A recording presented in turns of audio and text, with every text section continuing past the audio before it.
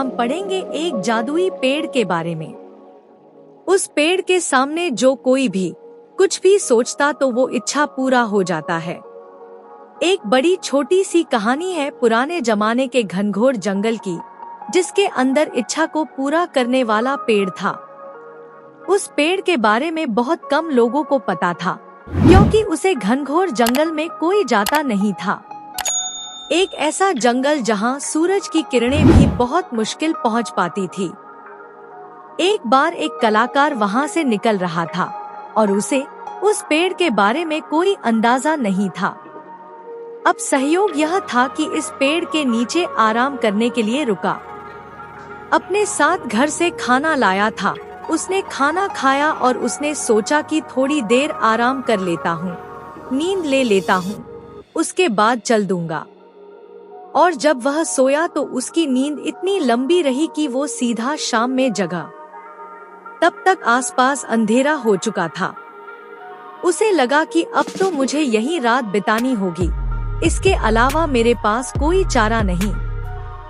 फिर उसको भूख लगा और उसके दिल में एक इच्छा जागृत हुआ कि कहीं से खाना मिल जाता तो मैं पेट भर कर खा लेता।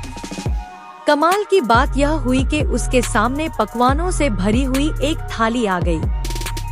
उसे बहुत भूख लग रही थी, इसलिए उसने ज्यादा सोचा नहीं, चुपचाप खाने लग गया और भरपेट उसने खाने का मजा लिया।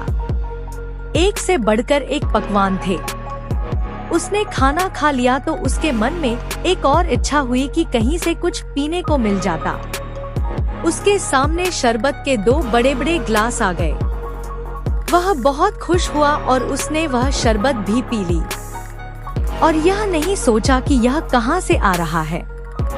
उसके मन में एक और इच्छा हुई कि जब इतना सब कुछ हो ही रहा है तो कहीं से तकिया आ जाता, सिरहाने लगा लेता। ऐसे पेड़ के यहाँ आराम करने में दिक्कत आ रही है। उसकी आंखों के सामने कमाल ये हुआ कि उसको तकिया सिरहाने लगी मिली। सिरहाने रखने के बाद वह जब आराम के लिए लेटा तो बस यह सोचने लगा कि यह सब हुआ कैसे। उसके दिमाग ने अब काम करना शुरू किया कि मैं सिर्फ सोचा तो खाना आया कैसे, शरबत आई कैसे और तकिया आया कैसे। कहीं यहाँ पर कोई भूत तो नहीं है। बस उसके मन में ये इच्छा की बात आई और सच में वहाँ भूत आ गया।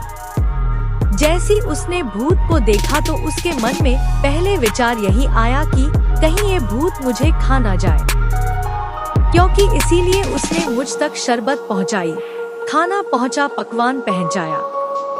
बस उसने सोचा और भूत ने उसे खा लिया, क्योंकि वो इच्छा को पूरा करने वाला पेड़ था। जो सोचो वैसा ही वहाँ पर होने लगता था। यह कहानी उस कलाकार की, उस इच्छा को पूरा करने वाला पेड़ की और उस जंगल की नहीं, बल्कि आपकी और हमारी है। हमारा दिमाग इस दुनिया का सबसे बड़ा इच्छा को पूरा करने वाला पेड़ है। लेकिन कमाल की बात यह है कि हम हमेशा नेगेटिव सोचते हैं और वैसा ही घटने लगता है। बारिश हो रही होती है और हम यह सोचते हैं कि कहीं बीमार ना पड़ जाएं और फिर बीमार पड़ जाते हैं। जब हमारा व्यापार शुरू करते हैं, बिजनेस शुरू करते हैं, तो मन में थॉट आता है कि कहीं घाटा ना हो जाए, घाटा ना हो जाए। घाटा भी होने लग जाता है।